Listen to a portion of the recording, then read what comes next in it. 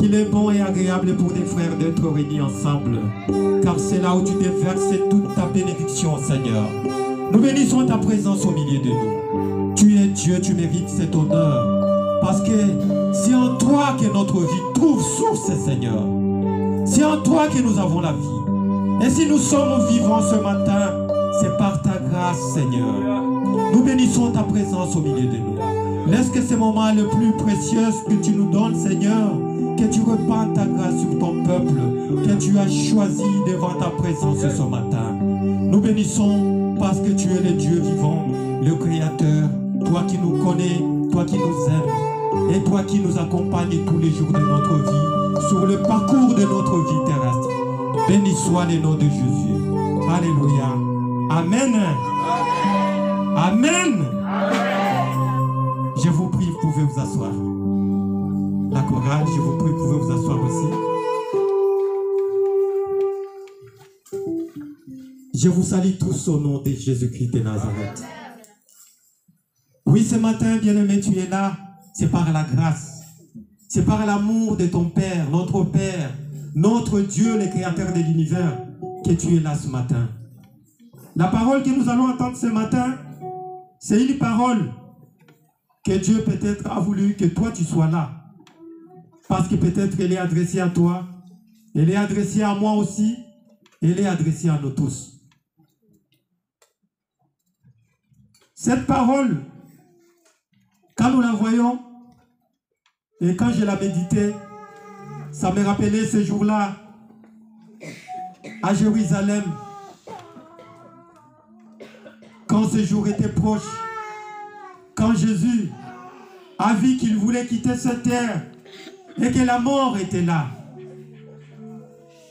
Lui qui était un Dieu, lui qui était un roi, lui qui s'appelle admirable, lui qui s'appelle le Dieu tout-puissant, lui qui s'appelle les justiciers, lui qui s'appelle les bons bergers. Mais ce jour-là, à Jérusalem, il s'est fait petit pour toi. Il s'est fait petit pour moi. Il s'est fait petit pour nous tous. Il s'est fait tout dépouiller ce jour-là. À cause de moi et à cause de toi. Il a été attrapé.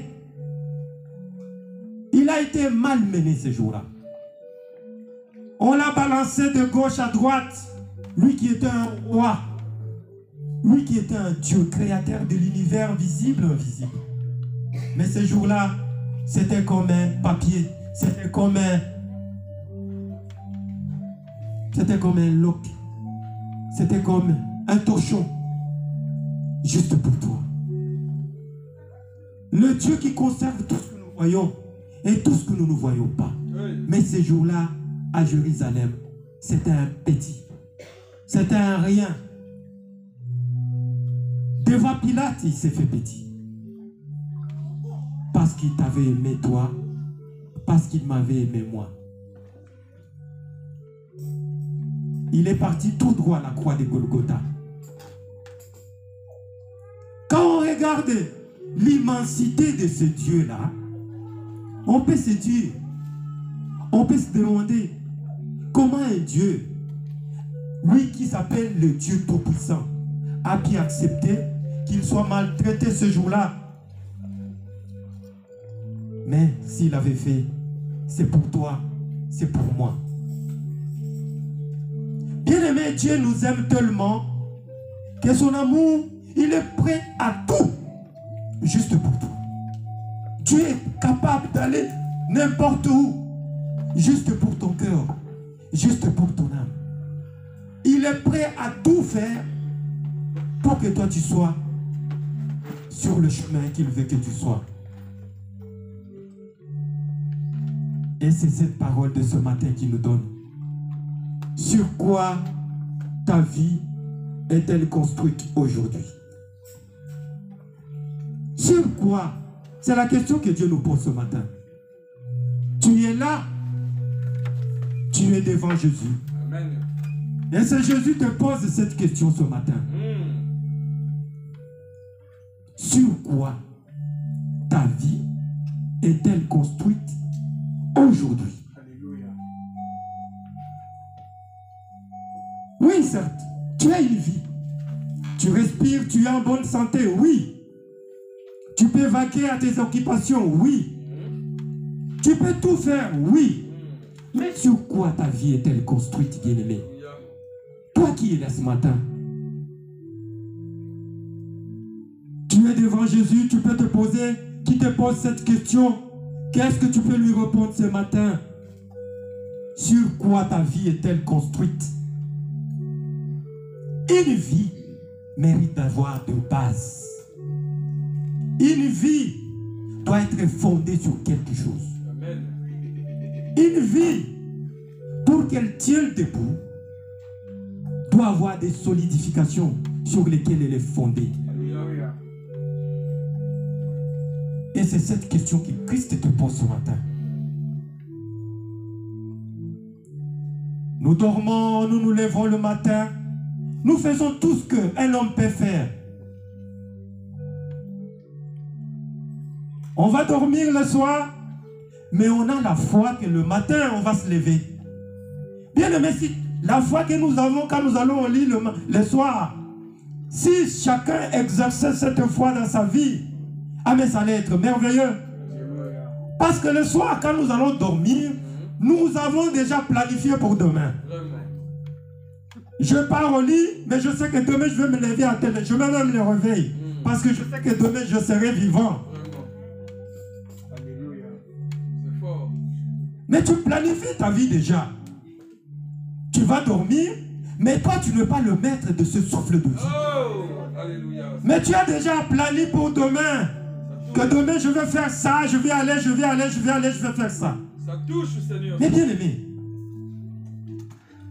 Mais il y a un maître, le maître de ce souffle de vie que tu as. Alléluia. Et c'est lui qui a les derniers mots.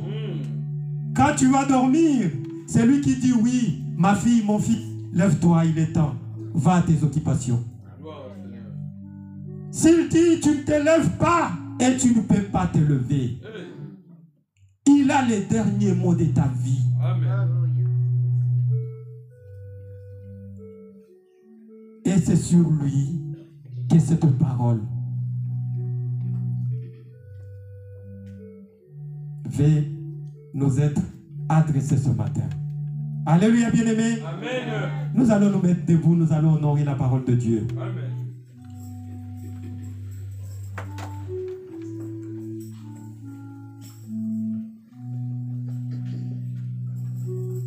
Nous allons lire les livres de Matthieu, chapitre 7, versets 17 à 27.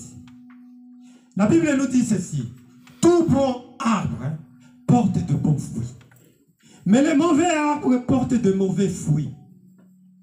Un bon arbre ne peut pas porter de mauvais fruits, ni un mauvais arbre porter de bons fruits. Tout arbre qui ne porte pas de bons fruits est coupé et jeté au feu. C'est donc à leurs fruits que vous les reconnaîtrez.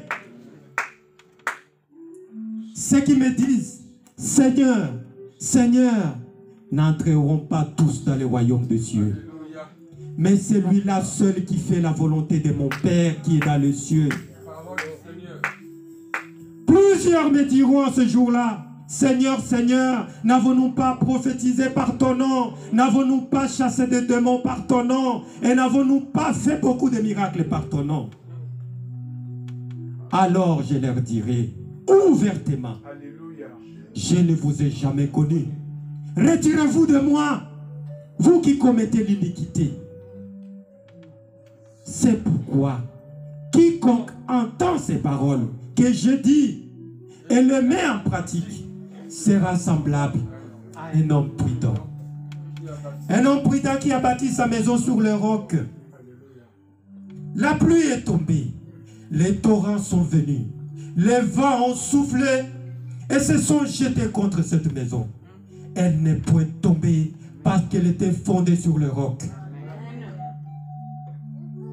Mais quiconque entend ces paroles que je dis et ne le met pas en pratique sera semblable à un homme insensé qui a bâti sa maison sur les sables. La pluie est tombée, les torrents sont venus, les vents ont soufflé et ont battu cette maison. Elle est tombée et sa ruine a été grande. Parole de l'Éternel. Alléluia. Nous allons lire le deuxième livre de ce matin. Le livre de Deutéronome, chapitre 30, verset 19 à 20. J'en prends. Ça, c'est le Seigneur qui parle. J'en prends aujourd'hui à témoin contre vous, les ciels et la terre. J'ai mis devant toi la vie et la mort, la bénédiction et la malédiction. Choisis la vie afin que tu vives, toi et ta postérité. Pour aimer l'Éternel ton Dieu, pour obéir à sa voix, pour t'attacher à lui, car de cela dépend de ta vie et la prolongation de tes jours. Et c'est ainsi que tu pourras demeurer dans le pays que l'Éternel a juré de te donner à tes pères Abraham, Isaac et Jacob. Alléluia! Acclamons cette parole bien-aimée. Acclamons la parole de l'Éternel. Je vous en prie, vous pouvez vous asseoir. Bien-aimés, la parole de ce matin, elle est une parole qui essaie de nous conscientiser. Ça nous conscientise, nous qui avons encore le souffle de vie. Nous qui avons encore cette santé que Dieu nous donne. Nous qui pouvons encore nous dire que nous sommes des vivants sur cette planète Terre. C'est à nous que cette parole est adressée ce matin. Le Seigneur essaie de t'ouvrir les yeux. Le Seigneur essaie de t'amener devant ta propre conscience pour te faire comprendre comment est le monde, comment sont les choses de ce monde. Bien-aimés, toi et moi, nous sommes venus dans ce monde. Nous étions quelque part. Il y a les propriétaires de ce monde. La terre appartient à quelqu'un. C'est le Dieu créateur qui a créé la terre. Il en connaît bien les secrets. Le Seigneur connaît bien les secrets de cette terre sur laquelle il t'a mise. Il t'a placé ici. Il a dit que c'était un paradis dans lequel il t'a mis. Mais il t'a dit, tu es là, mais tu n'es pas d'ici. La parole nous dit que nous sommes dans le monde, mais nous ne sommes pas de ce monde. Si nous sommes là, c'est par un but que nous sommes sur cette terre. À chaque fois que tu dors, à chaque fois que tu marches, à chaque fois que tu te lèves, tu dois avoir ta conscience qui te rappelle que tu es un pèlerin, que tu es un passant, que tu es que de la poussière et que demain, tu es censé quitter cette terre. Personne n'est éternel sur cette terre, bien-aimé. Nous sommes des passants. Quoi que tu fasses, quoi que tu puisses avoir, sache que tu es un passant. Nous sommes des passants. Et comme nous sommes des passants, Jésus-Christ, ce jour-là, il était en train d'enseigner à la foule pour faire comprendre à la foule les enjeux de ceux-là qui venaient chercher à écouter, comme nous sommes là. Nous sommes venus pour écouter la parole. Oui, bien-aimé. Ça fait des années que tu écoutes cette parole. Ça fait des années que tu viens devant la présence de ton Dieu, de ton Père. Il parle, il parle, il parle. Tu es là, tu écoutes. Tu es là. Faisant semblant de pouvoir écouter. Mais tu n'écoutes pas. Chaque dimanche, tu as quand même le courage de te lever et te dire non, je vais m'empresser pour aller à l'église. Oui, on te voit, tu es là. Mais réellement, c'est que tu viens écouter. Est-ce que tu le mets en pratique? Est-ce que tu es là seulement pour faire nombre parmi le nombre de gens qui sont là? Ou ta conscience te dit que tu y es venu à l'église pour écouter cette parole et essayer de la vivre. La parole de Dieu n'est pas un roman. La parole de Dieu n'est pas un journal que tu peux lire, après avoir lu, tu oublies. Non. La parole de Dieu, c'est la vie. Ça se lit et ça se vit. Tu la lis et tu la mets en pratique.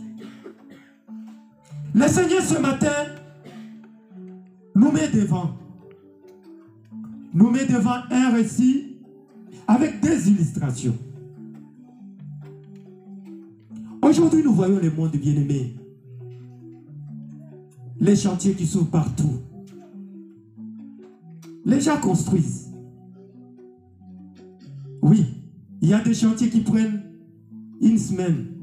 Il a commencé de construire aujourd'hui et demain la maison est achevée. Un mois après, tout est fini. Il y a une autre maison qui va prendre 5 mois. Il y a une autre qui va prendre une année. Il y a une autre qui va prendre 5 ans, 6 ans, 10 ans, voire même, pour qu'elle soit achevée. La maison dont nous parle Jésus ce matin, ça illustre 2 personnes. Ce sont toi et moi. La maison dont Christ nous parle ce matin, c'est une illustration parce que la parole de Dieu nous dit, tu es le temple du Dieu vivant. Ton corps c'est un temple, ton corps c'est une maison où Dieu habite. Il a dit qu'il fera de chez toi son demeure. Dieu le Père, le Fils et le Saint-Esprit viendront habiter en toi pour faire de chez toi leur demeure. Afin que tu sois inébranlable.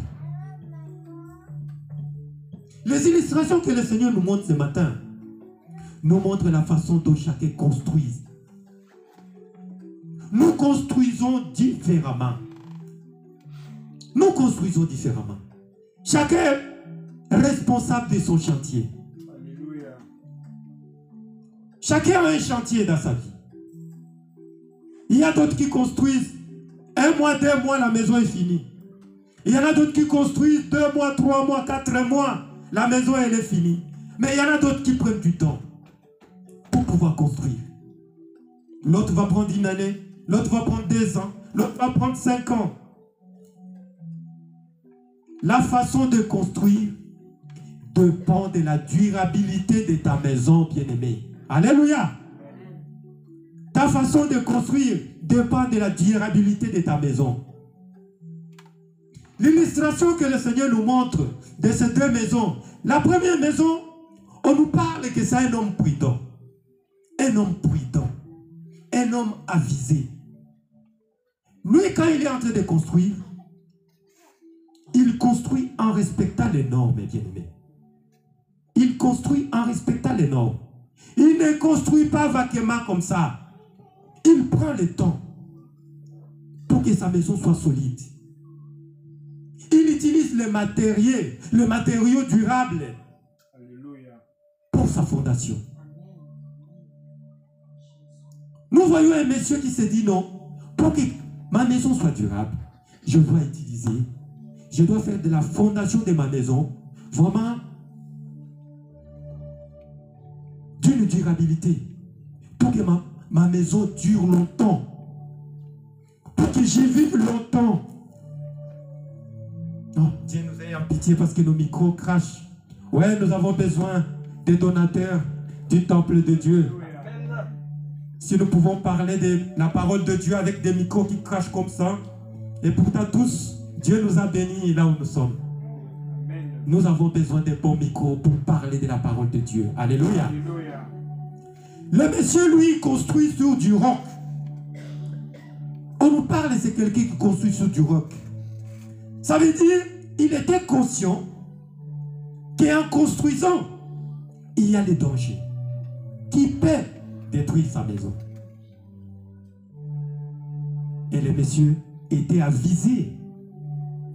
Il a construit. Il a commencé à construire sa maison. Il a commencé la fondation, il a utilisé les roches, il a utilisé tout ce qu'il y a. Moi, je ne suis pas quelqu'un de bâtiment, mais le monsieur était vraiment, selon la parole, c'était quelqu'un qui était conscient. Il a pris du temps. Il a construit. Et en construisant, la tempête est venue. Bien aimé. Donc c'est vraiment un monsieur qui était conscient. Il savait qu'il peut y avoir l'ouragan, comme dernièrement, il n'y a pas hier, on a vu aux États-Unis, si je pense à Dallas, il y a eu l'ouragan. Hein? Mais le désastre qu'il a semé, heureusement là-bas, il construit des maisons en quoi? En bois. En bois. Mais quand la tempête passe, il faut voir comment ils font voler. Ils font voler les bois. Vous imaginez, ils savent bien. Parce que s'ils construisaient en matériaux durables, ça allait être un gouffre pour eux. Si la maison tombe dessus, et là, ce sont des morts. Et je pense que ce sont des gens qui se sont adaptés. Ils ont compris que l'endroit où nous vivons, il y a des tempêtes. Et comme il y a de fortes tempêtes, il faut construire légèrement parce qu'ils ont dû subir auparavant des dégâts. Ça veut dire qu'il y a eu beaucoup de morts dans les temps écoulés. Alors ça leur a donné le temps de comprendre que ici, il faut construire légèrement. Quand la tempête passe, elle va juste enlever du bois, souffler sur du bois, et nous, on peut être sauvés. Ce qui construit durablement, c'est la fondation. Ils construisent la maison, et dans la maison, ils mettent la cave. Ou quand la tempête arrive, ils vont se réfugier dedans.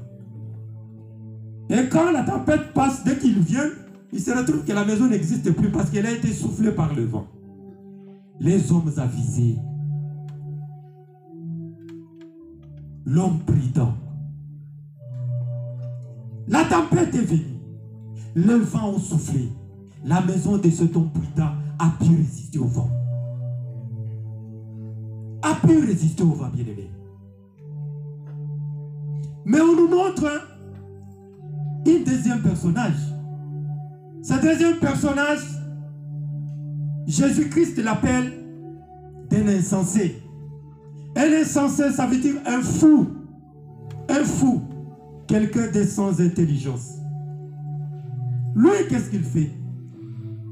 Il construit, mais les sols, les genres de terrain qu'il faut construire, pour lui, il ne s'en préoccupe pas. Ça ne lui regarde pas. Lui, l'essentiel pour lui, c'est de construire seulement la maison. Vraiment, c'est un fou, le monsieur. Il construit, que ça soit... Parce que si on nous parle qu'il a construit sur du sable, bien aimé. Même les enfants, ils peuvent se poser cette question. Un homme qui construit sur du sable, en s'imaginant, je ne sais pas qu'est-ce qui s'est posé en lui. Est-ce qu'il se disait que c'est une maison qui doit durer une semaine, ou c'est une maison dans laquelle il allait dormir pour des années avec sa famille? Le monsieur Christ l'appelle insensé. Parce que quand les vents, la tempête ont soufflé, la maison s'est envolée. Elle s'est écroulée comme ce que je venais de vous raconter tout à l'heure. Quand les vents ont soufflé, la maison est partie. Et les dégâts, la Bible nous dit, les dégâts étaient énormes. Bien-aimé, la parole de ce matin, qu'est-ce qu'elle veut nous dire? La parole de ce matin illustre l'homme prudent. L'homme prudent, c'est qui? Qui est l'homme prudent? L'homme prudent, c'est celui qui, chaque dimanche, il vient à l'église, il écoute la parole de Dieu. Il a la conscience devant qui il est. Il a la conscience de comprendre qu'ici, je ne suis pas devant le pasteur Séraphin, mais je suis devant le roi des rois. Je suis devant le Dieu tout-puissant. Je suis devant le Dieu créateur de toutes choses, de l'univers visible, invisible. C'est lui qui l'a créé, c'est lui qui t'a créé, c'est lui qui m'a créé. Il vient à l'église avec la conscience de se dire que je dois écouter cette parole. Cette parole, c'est la vie. Cette parole, c'est la vie. Sans elle, je ne suis rien. Sans elle, je ne peux rien. Sans elle, je n'ai rien. L'homme avisé, il vit aux deux pans de la parole de Dieu. Alléluia. Lui ne vit pas du pain. Lui, il vit de toute parole qui sort de la bouche de l'Éternel. Alléluia. Il sait que quand la parole est prononcée, c'est Dieu qui parle. Il écoute attentivement. Et il sait qu'en sortant de cette porte, la pratique de la parole commence. Alléluia. Alléluia. Amen. La pratique de cette parole commence. C'est l'homme avisé. C'est l'homme prudent. C'est l'homme prudent. Il sait qu'il y a de la tempête qui va arriver. C'est pourquoi il ne néglige rien. Il sait qu'il y a la tempête. Bien-aimé, notre Père nous aime. Il nous aime. Sans cette parole, nombreux ne seront pas vivants ici. Sans cette parole, nombreux n'auront pas la santé qu'ils ont aujourd'hui. Tu es vivant et en bonne santé. C'est parce que tu essayes au moins de vivre, ne fût-ce que le peu de ce qui est écrit dans ces livres. Mais le Seigneur te dit, va au-delà. Ma fille, mon fils, va au-delà. Va au-delà. Ne t'arrête pas au peu, mais va au-delà de ce qui peut faire ton bonheur demain, de ce qui fera ton bonheur demain. Construis sur du roche, bien-aimé. Pourquoi perdre le temps? Tu te lèves le matin, dehors il fait froid. Tu t'es levé, tu as coupé le sommeil après une semaine de travail. Qu'est-ce que tu viens faire ici si tu ne peux pas vivre cette parole? Qu'est-ce que tu viens faire? Si la parole que tu viens écouter, tu ne vas pas la mettre en pratique, à quoi te sert-il de venir te présenter devant la présence de Dieu pour écouter la parole? Bien-aimés, les temps sont mauvais. La deuxième personne dont nous parlait la Bible ce matin, l'insensé, le fou. Lui, il est là à l'église. Tous les jours, il vient. Tous les dimanches. Les veillées, les prières, les intercessions. Il est là. Il est présent tous les jours. À moins qu'il soit malade. Mais s'il est toujours en bonne santé, tous les jours, il est à l'église. Il écoute la parole de Dieu. Juste pour faire beau, juste pour faire joli, juste pour qu'on le voie qu'il vient à l'église. Juste pour que les pasteurs disent oui, lui je le vois, oui, il vient tous les jours. Il est présent, tous les jours il est présent. Oui, être présent à l'église, ça ne dit rien. Ça ne dit rien. Tu peux être présent à l'église, mais tu es un fou. Comme dit Jésus ce matin.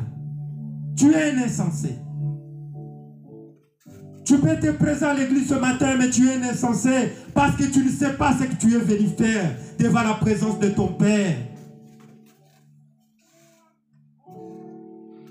Les insensés sont là. Ils sont à l'église. Ils viennent, ils écoutent la parole. Ils dansent. Ils chantent même.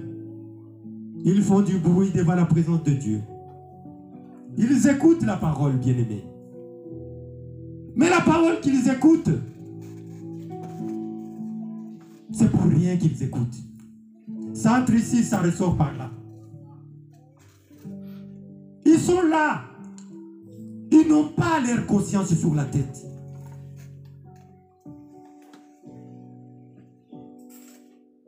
On est là à l'église, on écoute, on danse, on chante. On dit même que mon nom est écrit là-haut, là-bas. Oui, ton nom est écrit là-haut. Oui, C'est écrit. Le Seigneur te dit, ce n'est pas celui qui me dit Seigneur, Seigneur, qui entrera dans le royaume de Dieu.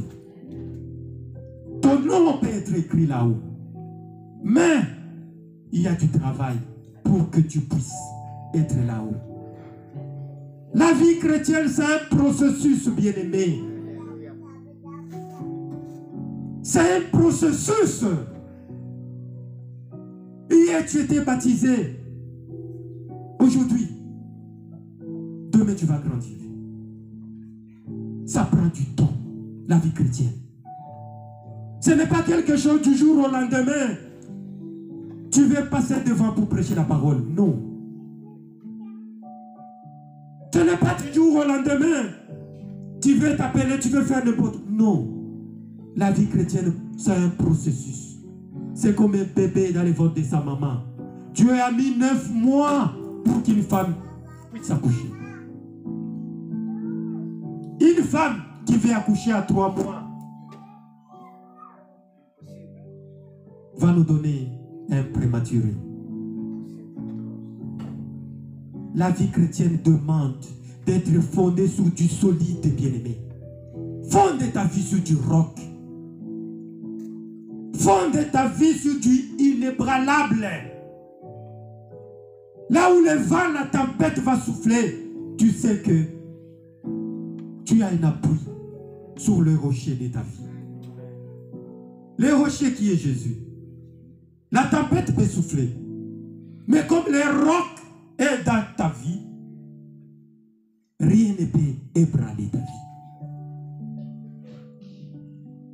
Regarde le monde aujourd'hui, bien-aimé. Nous sommes sans excuse. Qui n'a jamais entendu parler de Jésus? Aujourd'hui, dans ce monde dans lequel nous vivons, surtout ici en Europe, l'Europe qui nous a apporté la parole de Dieu, l'Europe qui nous a amené la parole de Jésus-Christ, la vit-elle aujourd'hui? La vit-elle aujourd'hui? En France, nous fêtons Pentecôte. En France, nous avons des fêtes religieuses. Mais ces fêtes religieuses, elles sont restées juste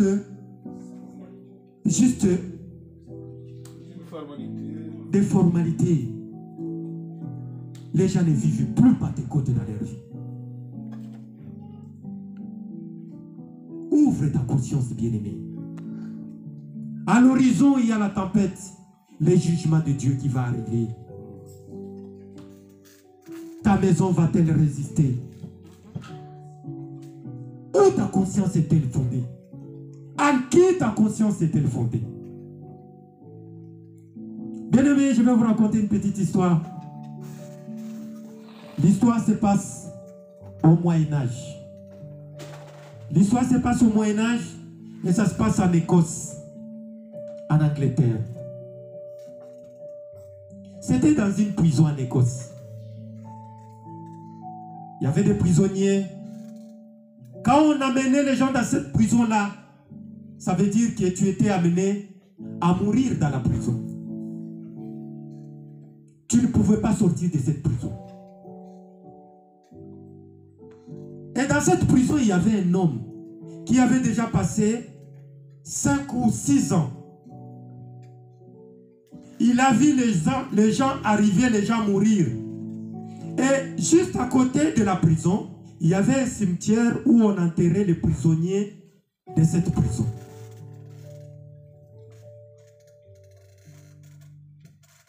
Le monsieur, il a vu ses amis être décimés. Les autres, ils attrapaient la maladie parce qu'au Moyen-Âge, la médecine n'était pas encore forte comme elle est aujourd'hui. Moindre grippe, tu pouvais mourir. La rougeole pouvait tuer. Aujourd'hui, nous avons des vaccins. Mais à l'époque du Moyen-Âge, tout ça, il y en avait, mais même les rois, beaucoup sont morts des maladies qui sont guéris aujourd'hui. Et dans cette prison, le monsieur, un jour, il a vu 5 à 7 ans passer en prison. Un jour, il est parti voir les gardiens de la prison. Il demande aux gardiens si il peut l'aider à lui faire échapper moyennant quelque chose. Les gardiens avaient sympathisé avec le monsieur parce que c'était parmi les anciens de la prison. Ils les connaissaient déjà bien.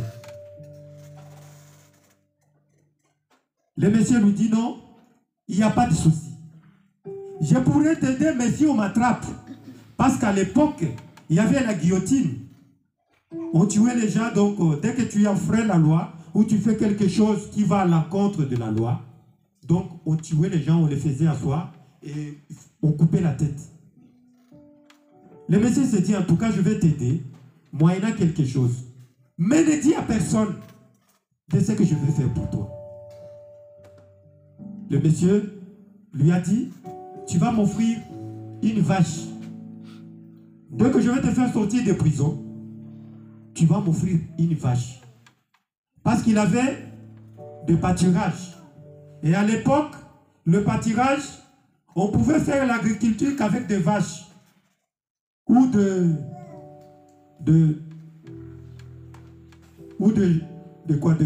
cheval, les poneys, ou des poneys. Lui, il a demandé une vache. Le monsieur lui a dit, il n'y a pas de souci, je vais t'offrir cette vache. Mais aide-moi à sortir de cette prison. Mais l'accord qui était signé entre les prisonniers et les gardiens de prison, c'était que il y avait un muraille, une haute muraille de cette prison. Pour sortir dedans, c'était impossible. C'était impossible parce que dehors, il y avait encore d'autres gardiens. Et le pacte qui a été scellé avec le prisonnier qui les gardait dans les cellules, il a dit au monsieur ceci, je vais te faire sortir. Mais en te faisant sortir ici, qu'est-ce qu'on va faire? Tu vois, il y a un endroit là-bas où quand quelqu'un meurt ici dans la prison, on amène son cercueil juste à côté. Ça s'appelle ici montorium, c'est là où on met le mort avant d'aller les enterrer. Mortuaire, quelque chose. Chambre. L'endroit où on repose. Voilà, c'est finérium. C'est finérium. Donc on dépose les morts. Pour cela, comme l'église catholique, les gens vénèrent le mort avant d'aller l'enterrer. Donc c'est un lieu où on repose d'abord les morts avant de l'amener au cimetière. Donc le Messie a dit, le gardien du prison a dit à ce monsieur, tu vois l'endroit où on repose les morts avant d'aller les enterrer. Dès que tu verras qu'on met un cercueil là-bas, tu vas tout faire d'aller entrer dans la cercueil. Dans le cercueil, tu entres en dessous de ces morts. Comme ça, je viendrai, dès qu'on va aller t'enterrer, moi je viendrai te déterrer la nuit. Alléluia. Vous comprenez un peu? Donc c'était un pacte qui était, parce qu'à l'époque, les cercueils pouvaient aller comme cette table. Donc ça pouvait contenir même 2 personnes. Et on a posé les cercueils là-bas. Le temps était passé. Comme il y avait un clause qui était fait entre les 2 personnes, le Messie à chaque fois il sortait de sa cellule, il regardait à l'endroit s'il y a un cercueil. Il n'y a pas de cercueil, il retourne dans sa cellule. Parce qu'ils avaient le libre choix de se promener dans les couloirs. C'est juste à côté que tu peux voir qu'il y a un cercueil ou pas. Et un jour, et là-bas au cimetière, qu'est-ce qui se faisait? On essayait déjà de préparer le sol. Même si les gens ne sont pas encore morts, il y a déjà des trous déjà bien préparés. Qui attend que les gens meurent pour venir être enterrés. Les gardiens de prison, ils connaissaient déjà l'emplacement de ces trous-là. Le monsieur lui a dit, vraiment veille sur ça. Un jour, dans l'inattendu, il quitte de sa cellule, il regarde, il voit un cercueil. Il se dit, ça c'est ma liberté. Parce que lui, dans la conscience qu'il avait, il savait que le monsieur de la prison savait aussi qu'il y avait un cercueil. Et comme il y a un cercueil, le monsieur, il doit entrer dedans pour pouvoir s'échapper. Et ce jour-là, bien aimé, le monsieur est entré dans le cercueil. Il a pris les morts, il l'a mis au-dessus. Lui, il a dormi en bas de ces morts. Et à la fin de la journée, on a amené les morts au cimetière. Ce qui faisait l'enterrement, c'est juste les gardiens qui gardaient la prison dehors. Les prisonniers n'avaient pas droit de sortir pour aller enterrer. Donc tu meurs, on te met juste là pour que tes amis essaient de voir. Après, on t'amène tout ça. C'est fini pour toi. Mais le monsieur, lui, il s'est mis en dessous du mort. Il a fermé les cercueils. Donc, lui, le mort était au-dessus de lui, lui, il était en bas. Après le temps, le cercueil est parti au cimetière. Comme un close. Il devait être déterré la nuit.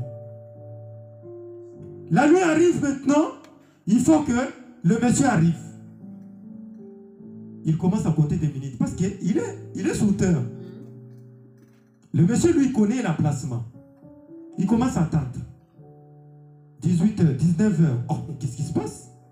Le monsieur m'avait dit, dès que l'obscurité entre, il pourra venir pour venir me déterrer. Et il sent déjà qu'il y a l'oxygène qui commence un peu à manquer dans les cercueils. Il s'est dit, mais non, je dois quand même tout faire. Et ce qui était étonnant, c'est que les gardiens de prison, quand les gens faisaient du bruit, ils avaient une petite cloche sur eux.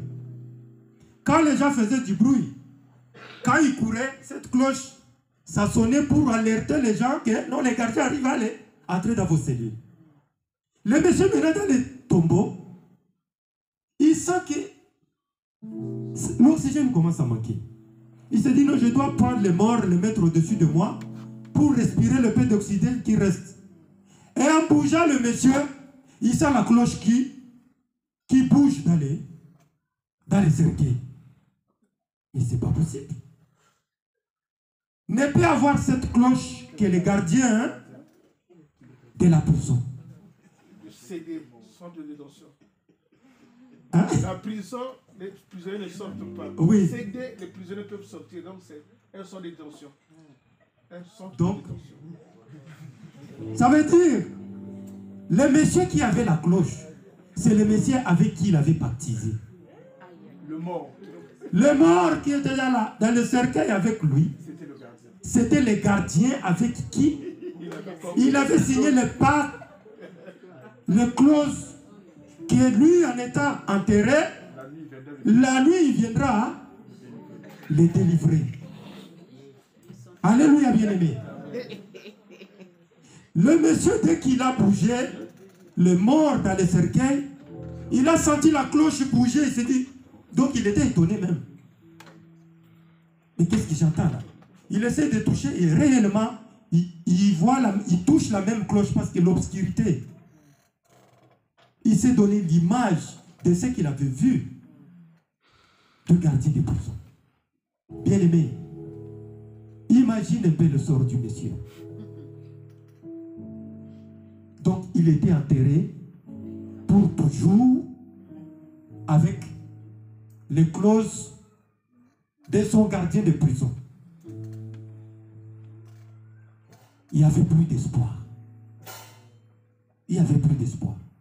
Qui va les déterrer, bien-aimés? Le déterreur aussi est mort avec lui. Qui va les déterrer? Parce que celui qui était censé venir les déterrer était dans le cercueil avec lui, sans qu'il ne le sache. Sans qu'il ne le sache. Les morts étaient dans le cercueil déjà bien emballés. Avec un drap. Lui, il s'est pressé d'entrer au-dedans sans connaître que le monsieur chez qui il va entrer, c'est celui qui l'a signé le contrat d'être déterré. Et la mort, le monsieur est resté. On a commencé à les chercher en prison. Les gens ont commencé à les chercher en prison. En les cherchant en prison, les gens se sont rendus qu'il y a un prisonnier qui manque. On a demandé à son remplaçant, il a dit, mais non, moi je ne l'ai pas vu. On demande aux gens qui sont dehors, ils disent, non, personne n'est passé par ici. Il dit, mais ce n'est pas possible. Alors, il fallait aller voir, peut-être, il ne peut pas disparaître comme ça. Et c'est en déterrant qu'on s'est rendu compte que le monsieur était dans le cercueil avec l'autre. Bien aimé, l'histoire que je vous parle de ce matin, c'est l'histoire qui peut être semblable à moi et à toi. À qui tu as placé ta confiance? La confiance dans un homme ou dans ce monde, c'est éphémère. Mais la confiance en Jésus est éternelle. Malheur à l'homme qui se confie. La confiance en Jésus est éternelle. Ce n'est que Jésus qui a triomphé de la mort et qui peut te venir au secours dans des moments pareils. Les prisonniers avaient donné confiance aux prisonniers, aux gardiens de prison, croyant que lui, il pourra venir les déterrer. Mais le sort du Messie était vain. Il est mort avec son geôlier. Bien aimé, est-ce que cette parole de ce matin touche ton cœur? Trouve une place dans ton cœur.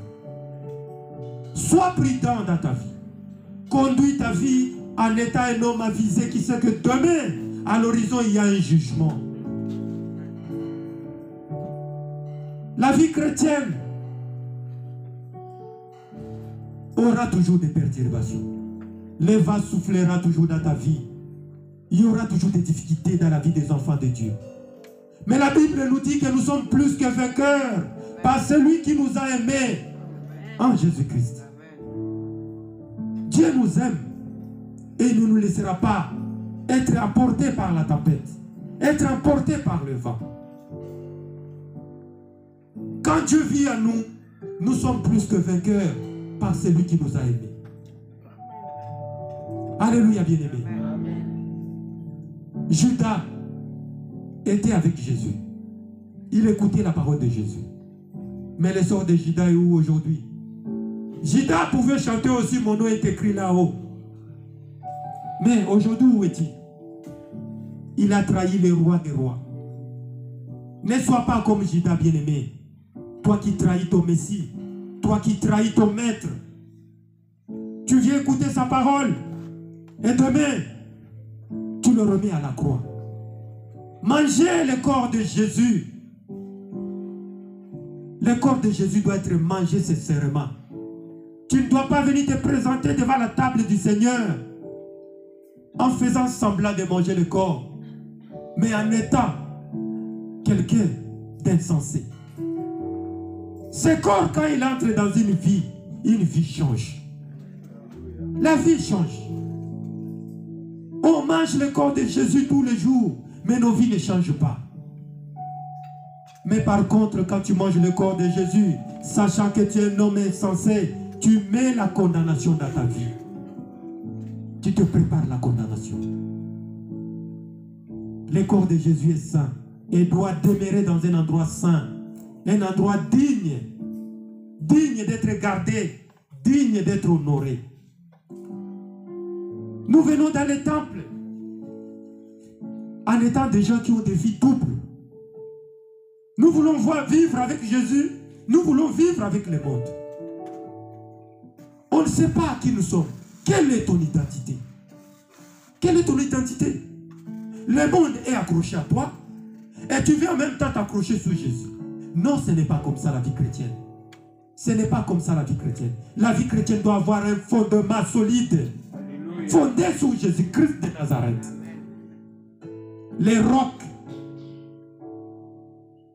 Dieu te dit qu'il prend témoin aujourd'hui. le ciel et la terre. Ce que tu fais aujourd'hui, sache que demain, ta postérité peut le faire aussi. Tu prépares une chute pour ta prospérité. Tu prépares une chute pour ta postérité, bien-aimé. Marthe disait, Seigneur, tu ne peux pas dire à ma soeur de venir m'aider à faire le service. Jésus lui a dit, Marthe, Marie a choisi la meilleure part, qui ne lui sera jamais ôtée dans sa vie.